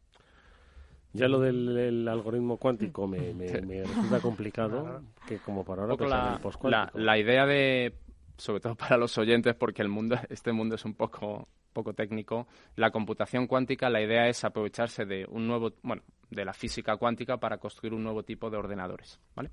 En vez del clásico bit 1 y bit 0, que era en un transistor pasa corriente o no pasa, ahí es utilizar pues ciertas propiedades de las partículas en las cuales ya no existe un bit 0 y un bit 1, sino que existen probabilidades. ¿Qué quiere decir eso? Simplificándolo mucho, que se pueden ejecutar varias cosas en paralelo. Ejecutar varias cosas en paralelo en el mundo de la criptografía permite romper, acelerar los ataques a ciertos algoritmos. En resumen, romper muchos de los algoritmos que existen a día de hoy. ¿Qué es romper un algoritmo? Dependiendo del tipo de algoritmo, significa poder... Hay varios ataques, pero uno de los ataques más típicos sería probar todas las claves posibles. Facilitaría eso, básicamente, hacer esa búsqueda mucho más rápida. Digamos que oficialmente romper un algoritmo, por ejemplo, cuántico o de los convencionales de criptografía, es simplemente conseguir reducir la fortaleza teórica que tiene un algoritmo. Eso quiere decir que un algoritmo que simplemente a día de hoy, probando por fuerza bruta, se calcula que puede tardar 5.000 millones de años en romperlo, si lo consigue reducir a la mitad, a 2.500, eso considera que está roto. Eso es oficialmente. En la práctica, a mí que un algoritmo lo haya conseguido reducir 2.500 años, pero tengas otros 2.500 años de vida, pues parece algo más o menos razonable. Pero para los criptógrafos, una rotura en algoritmo consigue reducir la fortaleza teórica. Otra cosa es que para que llegase práctico esta rotura, tiene que ser una reducción suficientemente grande como para que realmente los datos que uno está cifrando estén en riesgo. Es decir, si para mí yo estoy cifrando una información que se considera que puede ser alto secreto de aquí a los próximos 5 años, pero que se descubra dentro de 50 no es un problema para mí, pues para mí ha cumplido el rol que necesitaba, ¿no? Hasta ahora, con los algoritmos clásicos de criptografía, entendíamos que la información que cifrábamos, al ritmo de crecimiento, digamos, de la velocidad de los ordenadores convencionales que tenemos, si nada cambiara, pues entendíamos que estaba segura durante miles y miles de años. ¿Cuál es el problema? Con la llegada de los nuevos ordenadores cuánticos, este paradigma se rompe y automáticamente empiezan a estar en riesgo cosas que hasta ahora pensamos que iban a aguantar el paso del tiempo, ¿no? Por eso empezar a investigar en algoritmos que no están sujetos al mismo tipo de deficiencias que un ordenador cuántico podría romper. Para nuestros oyentes, entonces, estamos hablando de cosas que trascienden un poco nuestro día a día, es decir, estamos hablando de comunicaciones que son pues sensibles, estados, ciberguerra, información industrial también, por supuesto, ¿no? Patentes, etcétera, etcétera, ¿no? Pero yo te haría un pequeño matiz. La información muchas veces vale en función de una ventana de tiempo. Es decir, por ejemplo, una transferencia que tú hagas al banco tiene un valor muy alto en un periodo corto hasta que se procesa. Si tú el algoritmo, normalmente eso se protege, esa información se protege con un algoritmo criptográfico que ahora mismo no sé en cuánto tiempo, pero imagínate que lo protege por 100 años. A ti que esa transferencia que has hecho la rompan en 100 años te da lo mismo. Sin embargo, si ese algoritmo, imagínate que se puede romper en 3 segundos, si yo consigo retrasar tu comunicación, romperla, y ya puedo... O sea, la transferencia que yo te hago a ti, ¿no? Pues, ¿cuánto tarda una transferencia? Milisegundos. Pero imagínate que simplemente la comunicación hasta el banco y volver del navegador, que pueden ser un par de segundos. Claro, ahí el problema que lo comentaba antes Víctor, no es tanto la confidencialidad que puede, sino también la integridad, ¿no? Si alguien es capaz de meterse en medio y romperte la criptografía, pues... ¿Y eso un ordenador cuántico de estos lo va a poder hacer? Es teórico, todavía no hay modelos, yo creo, prácticos. O sea, ya se están construyendo y es verdad que se pueden construir, pero a lo mejor cuando exista un ordenador cuántico portátil, si es verdad que existe en algún momento, pues a lo mejor pasan 50 años, ¿no? Pero sí es verdad que es algo que preocupa a día de hoy a la industria y se está trabajando en ver qué alternativas hay. Pues sí que es complejo, ¿eh? El tema. Mónica, yo te miro a ti porque tú llevas más tiempo en esto. Yo te miro a ti también porque hoy tu cara es un poema. No, es cierto que es complicado, pero bueno, al final yo creo que esto nos tiene que hacer entender un poco la dirección hacia la que está yendo pues, la industria, la tecnología y el propio pensamiento matemático, ¿no? Que gira en torno a un mundo conectado, que es básicamente en lo que nos encontramos, ¿no? De hecho, una de las cosas interesantes es, a menudo la gente se piensa que en el campo de la ciberseguridad solo tiene cabida, pues a lo mejor a informáticos, a telecos. Los matemáticos están muy demandados, muy demandados. Sí, tanto por Big Data como por criptografía. Por todo, sí, por análisis de datos, criptografía, es decir, son perfiles muy útiles a día de hoy. Bueno, pues si os parece, nosotros vamos a hacer una pequeñísima pausa. Estamos ya llegando a la recta final de nuestro programa y vamos a ver qué es lo que van a hacer en el Euskal Hack, porque es nuestra cita de agenda que vamos a conectar para que viernes y sábado, creo que es así, Viernes ¿no? y sábado. Bueno, pues ahora los responsables del Euskal Hack nos van a decir cómo lo van a plantear. After Work, con Eduardo Castillo. ¿Eres el responsable financiero de tu empresa? Pues ahora puedes mejorar tu departamento gracias a la financiación de Mi Triple A. ¿Cómo? Con préstamos no bancarios a largo plazo, a un tipo de interés del 2% que te permitirán reducir la dependencia bancaria y mejorar tu posición frente a bancos y proveedores. Cientos de empresas ya cuentan con ello. Entra en mitriplea.com y mejora la situación financiera de tu empresa. Recuerda, Mi Triple A. Mi Triple A está registrada en CNMV y Banco de España. ¡Corred! ¡Que hemos ampliado la oferta! ¡Corred si queréis una de las últimas unidades del Ford Focus por 14.990 euros totalmente equipado! ¡Daos prisa que esta es una oferta irrepetible! Con la llegada del nuevo Ford Focus liquidamos las últimas unidades del modelo actual. Hasta el 30 de junio llévate un Ford Focus totalmente equipado con motor EcoBoost, navegador, cámara de visión trasera, total conectividad y mucho más por solo 14.990 euros. Financiando con FC Bank. Condiciones en Ford.es. ¿Tienes un minuto? ¿Para qué? Para contarte que puedes cumplir tus ilusiones now. ¿Cómo conseguir un préstamo con un clic? Sí, now. ¿Y estrenártele ya? A la de now. Ahora y hasta el 31 de agosto toda la innovación de CaixaBank para cumplir tus ilusiones aquí, allí y ahora. Más información en caixabank.es. CaixaBank. Me gustan las cosas claras.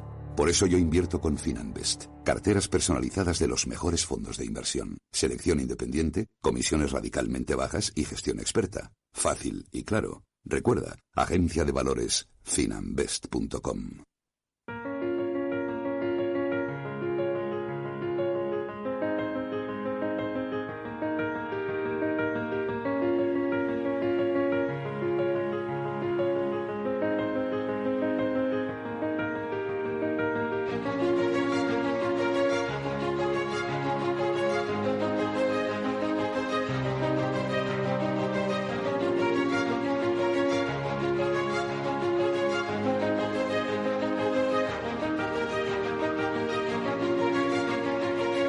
Bueno, pues cerrando nuestro programa, nos vamos a ir hasta el Euskal Hack, que se celebra, ¿cuándo, Pablo, hemos dicho? Viernes y sábado en San Sebastián. Viernes y sábado en Donosti. Hasta allí nos vamos. Roberto Casado es uno de sus organizadores. Roberto, ¿qué tal? Buenas tardes. Hola, buenas tardes. Oye, hoy está el Euskal Hack en nuestra agenda para que la gente sepa qué es lo que vais a hacer. Pues 48 horas que vais a estar encerrados, entiendo, dándole a la tecla, ¿no? Bueno, vamos a ver. Tampoco vamos a pasarnos porque esto no deja de ser del País Vasco y hay también mucha oferta gastronómica y muchas cosas que hacer. Eso es verdad, que hay que comer. Oye, no, bueno, pues en principio Euskal Hack es un congreso de seguridad al uso y lo que vamos a hacer es reunir un montón de ponentes, de gente que tiene investigaciones, nosotros creemos que muy interesantes, pues para que las expliquen al público. Oye, ¿por dónde creéis que va a ir ese denominador común? Antes del 25 de mayo, todos los encuentros de ciberseguridad le metían algo de GRPD, ¿vale? Entonces ya por fin, por fortuna, creo que ya estamos en otra época. Entonces, ¿por dónde crees que van a ir un poco los focos de interés de este Euskal Hack, Roberto? Bueno, pues tenemos un montón de ponencias muy chulas, ¿eh? Tenemos desde una ponencia que va a hablar de jailbreak del iPhone, bastante potente de reversing. Viene el creador de Mimikatz, que es una herramienta conocidísima, lo cual es un exitazo. Y bueno, pues luego una serie de charlas pues más al uso, ¿no? Más de estado del arte, de cómo puedes traer el malware. Y bueno, pues un poquito de oferta en general sobre la seguridad informática. Desde luego, sobre el reglamento de protección de datos nosotros no vamos a hablar. Fantástico. Es un alivio, por otro lado. Es un alivio. Por fin tenemos un congreso un poquito más centrado en temas técnicos, que por lo que he visto las charlas, la verdad es que suenan muy bien. Es una pena no poder estar este año con vosotros. Y yo quería hacer una pregunta que es más encaminada a primero si quedan entradas para que el público nos esté viendo, claro que sí, se pueda apuntar. Pues sí, la verdad es que todavía nos queda alguna entrada, no muchas, pero si alguien está, bueno, pues sin saber muy bien qué hacer este fin de semana, le gusta la seguridad informática, nosotros lo que garantizamos es charlas de gran contenido técnico y buen ambiente. El tiempo, la verdad es que no. Bueno, no pasa nada. Pero bueno, tampoco vais a estar al aire libre, que además hay mucho cable por ahí, o sea que mejor, ¿eh? No se puede, menos mal, no se puede tener todo reversing y comida y encima buen tiempo. Ojo, ¿eh? Y la otra pregunta que iba a decir es si las charlas las vais a grabar y se van a poder ver en YouTube o en algún canal. Pues en principio sí que vamos a intentar grabar las charlas. Lo que pasa es que otros años el sistema de grabación que hemos empleado no ha funcionado bien. Intentaremos que se graben y bueno, pues ya valoraremos un poquito en función de la calidad que tenga la grabación si se publican o no. Hola Roberto, ¿qué tal? Que soy Mónica. Te iba a Hola, preguntar, Mónica. veo que también hay mucha parte práctica. Tenéis un capture de flag, un captura de la bandera, tenéis también talleres. Cuéntanos en qué consiste toda esta parte más práctica. Bueno, a ver, un capture de flag al final es una competición sobre retos informáticos. En esta ocasión, en este año, nos ayuda iHub Labs, que realmente son los que nos han permitido montar la plataforma con algún retillo nuestro, aunque la mayor parte del trabajo es suyo. Y al final consiste en resolver problemas informáticos de la manera más realista posible, como si estuviese hackeando algo. La verdad es que hemos tenido una asistencia de gente pues bastante interesante y ahora están en la fase final en la que, bueno, pues hay bastante competencia por ver quién gana el concurso, ¿no? Y luego los talleres, bueno, pues lo que tampoco queremos que sea que es un congreso elitista. Entonces tratamos de coger cosas que tengan un nivel, pues lo más cercano posible al estado del arte de cualquier cosa, de reversing, de tal, que son charlas pues que probablemente cuestan de seguir, pero también queremos que haya charlas pues para gente que está iniciando, ¿no? Entonces hemos cogido el guante de dos de las personas que echaron paper, ¿no? Pedro Candel y Floyd White Rabbit, y hemos hecho dos talleres, vamos a decir, más de iniciación o más básicos, aunque los dos tienen una pinta buenísima. Se va a hablar de dos vulnerabilidades que han sido súper conocidas, ¿no? Como son Spectre y Meltdown en uno de ellos, y en otro lo que nos vamos a explicar es pues cómo ir haciendo herramientas pues para el pentesting. La verdad es que tiene una pinta maravillosa. Oye, Roberto, y mira, nosotros desde que llevamos haciendo el programa hemos hablado de pues los riesgos para empresas, riesgos para particulares, hemos tenido un especial malware, hoy hemos tocado, pues aparte de los mitos, hemos tocado temas como la criptografía, tenemos por supuesto en agenda pues muchos otros temas pendientes, hemos hablado de seguridad móvil, hemos hablado de IoT. Vuelvo a preguntarte, ¿algún tema crees que va a ser más destacado? ¿Por dónde los especialistas que van a participar, por dónde están mostrando sus intereses ahora mismo temáticos y técnicos? Pues a ver, ahora mismo hay muchos campos abiertos, ¿no? Yo creo que en general todo el tema de los datos es una cosa súper importante, ¿no? Bien por el IoT, por securizar esos dispositivos que tenemos en casa, bien por las Smart Cities, porque, bueno, al final va a haber un montón de datos que van a estar viajando por redes, no sabemos si públicas o privadas, pero va a haber un montón de datos que van a ayudar en la gobernanza y en la toma de decisiones. El poder alterar esos datos pues sería francamente peligroso, ¿no? Y luego, bueno, pues el tema de las criptomonedas también es una cosa de la que se va a oír hablar mucho más. Lo que pasa es que ya no sé si en seguridad o dentro de la propia sociedad como forma de organizarnos, ¿no? Ahí hay un campo en el que no solo tenemos que hablar los especialistas de informática, sino que yo creo que empieza a tener que ser algo en lo que tiene que hablar toda la sociedad y tomar decisiones, ¿no? En base de cómo queremos administrarnos, porque realmente suponen, bueno, pues una irrupción. Y bueno, pues creo que puede cambiar, ¿no? La tecnología blockchain puede ayudarnos a organizarnos mejor o a convivir mejor. Oye, lo pues veremos. Eso está muy bien lo que dice Roberto, que dé el salto ya de cuestiones de tipo de ciberseguridad y también de tipo de inversión, porque son aspectos que ahora mismo parece que es en donde se focalizan las cuestiones de la ciberseguridad. Lo que hacemos es pedirte, por último, que nos des las referencias pues para aquellos que, oye, que se quieran apuntar, que todavía no lo han hecho. ¿Dónde podemos tener información, Roberto? Mira, securitycongress.org va a hablar del congreso y ahí tienen un enlace para comprar la entrada. Y bueno, nosotros tenemos Twitter, @euskalhack, cualquiera puede seguir tanto este evento como otros que organizamos. Y bueno, pues, euskalhack.org, que es la página web de nuestra asociación, pues por si alguno que escucha vuestro programa pues se acerca y quisiera asociarse. Pues venga, ahí está euskalhack.org. Pues ahí está, oye, que os acompañe la sabiduría y también el tiempo, ¿por qué no? Roberto, muchísimas gracias a vosotros, hasta pronto. Vale, a vosotros, bueno, Bueno, ya sí que nos tenemos que ir de nuestro programa de ciberseguridad que hacemos todos los lunes a partir de las 18:30 con Pablo Sanematerio y con Mónica Valle. Como siempre es un placer, amigos, aprender de vosotros. Gracias. A ti, Eduardo. Pero sobre todo aprender de los especialistas que nos acompañan y que en esta ocasión han sido Víctor Escudero, responsable de integración global de S21SEC. Víctor, muchas gracias. Gracias a vosotros. Y Alfonso Muñoz, el responsable del laboratorio de ciberseguridad de Blue Indico, del grupo BBVA. Alfonso, muchísimas gracias. Un placer. Lo creáis o no, he aprendido mucho. De verdad. No, de verdad. Muchísimas gracias. Chicos, nos vemos la próxima semana, ¿vale? Que hablaremos ¿de qué hablaremos la semana que viene? Si lo teníamos pautado. Pues seguramente hablemos de domótica. Domótica, exactamente, lo que decía Roberto. Ojo, que se nos van a bajar las persianas desde fuera. Gracias, amigos. After Work, con Eduardo Castillo. Ventaja Legal, el espacio de Capital Radio para ayudar a su empresa en temas legales. Me acaba de escribir un oyente, está hecho polvo. 2 años para ganar su caso, para ganar su juicio, y resulta que ahora que tiene resolución se ha dado cuenta de que no es firme y que no puede ponerla en marcha. Esto requiere que llame urgentemente a nuestro abogado, que siempre está en conexión para ayudarnos con estos problemas. Arcadio García Montoro, ¿qué tal? ¿Cómo estás? ¿Qué tal, Luis Vicente? Cuéntame. Pues mira, querido abogado, tengo este oyente muy preocupado. A ver si le dices qué puede hacer con su resolución que no es firme. Bueno, yo me imagino que lo que ocurre es que la sentencia no es firme y, por lo tanto, tiene que esperar a que se convierta eso en firme. Claro. Pero tiene disponibles herramientas legales, las ventajas legales que nos gusta decir. Sí. Para que todo el sistema de recursos no provoque un efecto negativo, como puede ser que la pretensión se ejecute tantos años después, podemos solicitar la ejecución provisional de la sentencia. Por ejemplo, si usted ha obtenido una resolución de condena, puede ejecutarla sin más.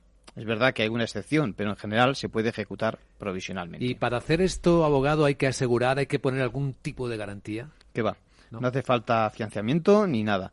Lo único oponible, por el contrario, sí es verdad que se puede oponer, pero para que se ejecute, se puede ejecutar, y lo único que habría que pedir el tema sería la imposible reparación del daño. ¿Y cuándo puede solicitarla exactamente nuestro oyente? Pues la solicitud se puede producir en cualquier momento, incluso cuando se dicta una providencia que dice que la otra parte va a apelar, va a recurrir, digamos, ese asunto, ¿no? El tribunal, a su vez, como norma general, está obligado a hacerlo, a ejecutar provisionalmente. A hacer la ejecución. Y perdona, abogado, que sea tan puntilloso, pero ¿en qué consiste exactamente la solicitud? Pues la solicitud consiste en identificar el título, en mostrar la sentencia de condena que se dictó a su favor, lo que se pretende, es decir, los bienes que cumplirían con la sentencia, la relación de los bienes del demandado vencido, y si no alcanzan, incluso las medidas de investigación que considere oportuno. O sea que también puede solicitar hasta eso. ¿Esto es lo que se llama una medida cautelar? ¿Es lo mismo? No, que va. Esto es, digamos, más que una medida cautelar y desplaza las cautelares de existir previamente. Piense que aquí ya existe una resolución. Es una resolución definitiva, aunque no firme. Otro día hablaremos de esas otras medidas. Y de otras ventajas legales. Gracias, abogado. A ti.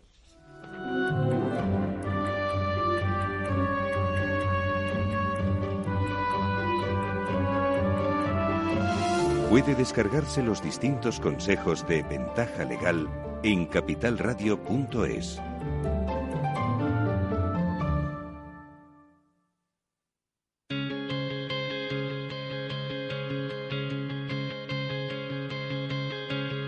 After Work, con Eduardo Castillo.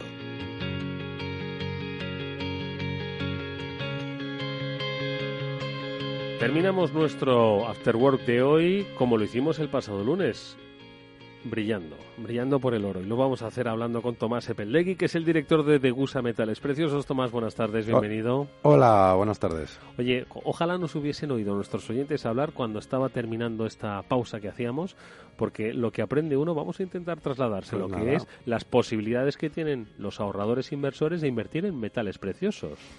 Pues sí, desde que Degusa Metales Preciosos estaba instalada en Madrid, hace ya, bueno, pues para 4 años casi, bueno, pues trajimos la oportunidad de, bueno, que los clientes en Madrid puedan pasar por nuestras instalaciones como empresa acreditada en el mundo de la comercialización de metales preciosos focalizados en la alternativa de inversión. Y bueno, pues desde entonces estamos en Madrid. Invito a quien quiera a venir a ver nuestras instalaciones, merece la pena. Y ya te digo, ofrecemos la alternativa a quien quiera que pueda diversificar su patrimonio destinando una parte de sus inversiones al oro. ¿Quién es el cliente tipo de Degusa? ¿Es una persona que es consciente del ahorro, que tiene también, por supuesto, capacidad de ahorro y que ya ha probado otro tipo de inversiones, que quiere combinarlas? ¿Cuáles? ¿Cómo lo definiríamos? A ver. Bueno, pues yo te diría que sobre todo es un cliente que bueno, pues que la experiencia, como a tantos, nos ha demostrado que hay que repartir los huevos en diferentes cestas. Es tan sencillo como eso. Es gente que está preocupada, es gente, bueno, pues que todos tenemos nuestro depósito a largo plazo por si nos ocurre algo, podamos tener algo más de liquidez, ¿no? Bueno, pues realmente cualquier depósito de esas características, lo único que nos va a hacer, además de una pequeña rentabilidad, si es que nos la da el banco hoy en día, y sobre todo, bueno, pues eso lo que quiere decir es que en euros por lo menos vamos a perder poder adquisitivo día tras día, ¿no? Estamos claramente en una situación en la cual simplemente con la inflación los tipos son negativos, pues al final cada día que pasa tenemos un poder adquisitivo más bajo. Oye, y mira, muchos de nuestros oyentes están acostumbrados a seguir las cotizaciones de los mercados de acciones, de los mercados de las materias primas y también de los metales preciosos. Entonces, oyen, por ejemplo, en cuanto está la cotización de la plata o la cotización del oro. Entiendo que este último medido por onza de oro, ¿no? Sí, la medida en la que cotiza el oro es en onzas. ¿Y esto es la misma inversión? Es decir, si yo compro oro en Degusa, ¿tendría que mirar las pantallas o me tengo que olvidar de las pantallas? Que esto es otra cosa. Bueno, vamos a ver, como cualquier inversión que hagamos a largo plazo, lo que no podemos es estar mirándola todos los días. Claramente, si lo que quisiéramos es especular, primero, el oro físico no sería el vehículo, sería más bien un producto financiero. Pero lo que es el oro físico, desde luego que no es el objetivo de la inversión estar viendo la cotización día tras día. Hay que claramente ir siguiendo la evolución, pero es una inversión a largo plazo. Tú cuando te compras una vivienda no te pasas cada mes viendo los precios de las viviendas en las inmobiliarias, ¿no? Bueno, pues esto sería un poco algo parecido. Pero sí que además insistes en una cosa y yo creo que eso los oyentes deben remarcarlo. Estamos hablando de oro físico, es que tú compras algo que se puede tocar. Exacto. Muchas veces la acción que tú compras de una compañía, bueno, pues es un apunte digital, ¿no?, que se hace, pero esto lo puedes tocar. Efectivamente, es uno, por no decir el único activo de inversión que tú puedes tocarlo, pues tenerlo en tu bolsillo, puedes guardarlo. No es un apunte contable ni algo que te dice alguien que tienes en algún sitio, ¿no? Bueno, pues esa es una de las partes interesantes, porque tú puedes invertir en oro en productos financieros, pero invirtiendo en productos financieros asumes una serie de riesgos, como es el de emisor, el de mercado, bueno, pues una serie de riesgos añadidos. Si tú tienes el metal contigo, tú tienes tu valor. Tú tienes valor. Lo que vale realmente es lo que tú tienes en tus manos. Con lo cual, bueno, pues el oro lleva siendo una divisa, podemos decir, internacional, pues en los últimos 4 o 5 mil años, así de sencillo. ¿Y se sigue considerando como un refugio? Pues se sigue considerando como un refugio. Yo creo que a día de hoy nadie, por más que se haya intentado buscar alternativas, ha encontrado alguna alternativa. Y bueno, pues siempre cuando las cosas no vienen bien desde el punto de vista económico, pues los primeros que van a refugiarse son las grandes instituciones, con lo cual eso te demuestra que el oro, bueno, pues seguirá con nosotros por mucho tiempo. Antes hemos hablado de que Degusa metales preciosos, y metales preciosos hay, aparte de oro, hay otros tantos, ¿no? Hay unos cuantos. Nosotros, en concreto en España, que puedas venir y comprarlo y llevártelo, pues tenemos oro, plata, platino y paladio, tanto en lingotes diferentes. ¿Yo puedo comprar paladio? Tú puedes comprar paladio, sí. ¿Cómo compro oro? Como compras oro, lo puedes comprar en lingotes o lo puedes comprar en monedas, hay alguna, en paladio. Oye, y en platino. ¿Y el inversor español, el ahorrador español, ¿Prefiere oro, prefiere plata, platino, paladio? Pues vamos a ver, desde luego el fuerte es el oro y sigue siendo otras... el oro, ¿no? Sí, bueno, lo será. Lo que pasa es que, bueno, también hay que hacer un pequeño comentario también, el por qué también el oro tiene mucho más tirada que el resto de metales. Y es porque el oro está exento de IVA. También hay que decir que el oro es un metal, en cuanto a precio, pues bastante más estable frente a los otros metales, que bueno, pues tienen un componente más industrial y un componente mucho más volátil. Eso hace que estén sujetos, ¿no?, a determinados vaivenes, si es que se producen del mercado. Y bueno, pues se ven mucho más correlacionados con el desarrollo de las materias primas en general frente a cómo se ve el movimiento del oro con respecto de las materias primas. Antes te preguntaba, Tomás, por ese inversor tipo español que puede comprar oro. ¿Cuántas veces compra uno oro cuando decide, pues ha diversificado un poco su ahorro e inversión y en una parte de oro? ¿Compro una vez y ya está o soy de los que puedo ir incrementando mi cartera de oro? Bueno, lo bueno que tiene el oro es que puedes hacer cualquier tipo de combinación. Nosotros tenemos pues desde clientes que bueno pues analizan su patrimonio y ven claramente que el oro es una diversificación más que les en cierta medida podemos decir que es un seguro para el resto de sus inversiones. Al final la correlación negativa del oro con el resto de mercados pues ahí está cómo ha funcionado y realmente, bueno, pues cuando todos los mercados caen, pues claramente el oro no sube más bien. Entonces, bueno, pues eso lo que te permite es tener una inversión a largo plazo con una excelente liquidez, es decir, tú en cualquier momento puedes vender el oro y hacerlo líquido y cuanto peor están las cosas, pues más rentabilidad le das. Pero cuestión aparte de que ganes más o menos, es fundamental el que dentro de nuestras inversiones haya un activo que podamos vender inmediatamente y que nos permita tener liquidez. El gran caballo de batalla de muchos patrimonios cuando estalló la crisis fue que dentro de esos repartos nadie tenía verdaderamente esa cesta de liquidez en su reparto.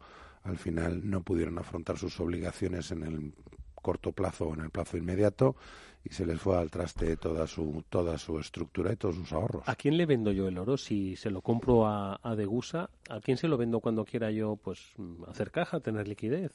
Pues mira, yo la primera recomendación que te daría en cuanto a quién vendo yo el oro, yo te diría que le vendas el oro a cualquier empresa acreditada dentro de lo que es el mercado de metales preciosos. Cualquier empresa acreditada al final te va a dar no solo la solvencia de ser alguien que tenga las credenciales necesarias, sino que lo más probable es que te haga una oferta pues razonable, justa y acorde con la cotización de precios en tiempo prácticamente al momento. O sea que vamos a las entidades acreditadas como es el caso de Degusa, no vayamos a tratar de venderlo por ahí. Bueno, la verdad es que qué mejor garantía que ir a la fuente. Esto es como un coche, tú te quieres comprar un coche de la marca X y entiendo que a lo mejor... No se lo llevas al concesionario Y. Pues no vas a ir ahí o no vas a ir a Autos Pepe, irás a Autos X, ¿no? Y bueno, pues al final un poco eso pasa en general con todo y obviamente con un vehículo como es el oro para nuestra inversión, pues qué mejor que hacer eso. Al final tú le puedes comprar a un tercero un producto de otro, pero el que te va a dar la verdadera garantía es comprarlo en la marca. Seguiremos hablando de oro, de metales preciosos y un día le voy a preguntar por el paladio. Me ha llamado mucho la atención. ¿Qué está mejor, el oro o el paladio? Depende de para qué. Depende. Lo que pasa es que, bueno, pues tienes la diferencia entre uno y otro sin entrar en profundidad de que uno está exento de IVA, como es el oro, y el otro, bueno, pues sí tienes la barrera del IVA a la hora de superar la rentabilidad. Pues vosotros veréis cuál es la inversión. La oferta os la hace Degusa Metales Preciosos, cuyo director Tomás Epeldegui nos ha acompañado un lunes más. Te vemos el próximo y seguimos conociendo este apasionante mundo dorado, diría yo. Tomás, muchísimas gracias. Muchísimas gracias a vosotros. Y nosotros nos despedimos ya hasta mañana, que volveremos con mucha más información, contenidos y reflexiones de nuestros invitados en el Afterwork. Alberto Coga gestionó técnicamente, Enrique San Valentín estuvo en la producción. Como siempre os habló Eduardo Castillo. Hasta mañana.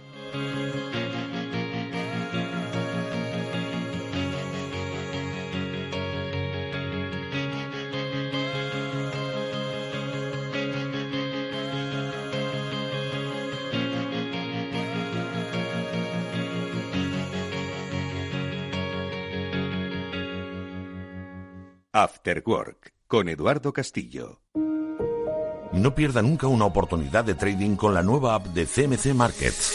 Más de 330 CFDs sobre divisas en mercados desarrollados y emergentes. Horquillas y garantías competitivas. Pruebe nuestras nuevas aplicaciones para dispositivos móviles para operar en el mercado más líquido del mundo. Descargue la aplicación de CMC desde su App Store o Google Play. CMC Markets, expertos en CFDs y CFDs Forex. Producto difícil de entender. La CNMV considera que no es adecuado para inversores minoristas debido a su complejidad y riesgo. Puede perder más de lo depositado. iPad y iPhone son marcas de Apple Inc. Android es una marca de Google Inc. Las familias de verdad tienen hijos que se ponen nerviositos cuando su padre les ve aparcar. Por eso las familias de verdad necesitan un seguro de verdad, como el de Mafre, con el que toda la familia se beneficia de las bonificaciones de tu seguro de autos. Consulta condiciones en tu oficina Mafre. Mafre, colaborador del acontecimiento 8º centenario de la Universidad de Salamanca. ¡Corred! ¡Que hemos ampliado la oferta! ¡Corred si queréis una de las últimas unidades del Ford Focus por 14.990 euros totalmente equipado! ¡Daos prisa que esta es una oferta irrepetible! Con la llegada del nuevo Ford Focus liquidamos las últimas unidades del modelo actual. Hasta el 30 de junio llévate un Ford Focus totalmente equipado con motor EcoBoost, navegador, cámara de visión trasera, total conectividad y mucho más por solo 14.990 euros. Financiando con FC Bank. Condiciones en Ford.es.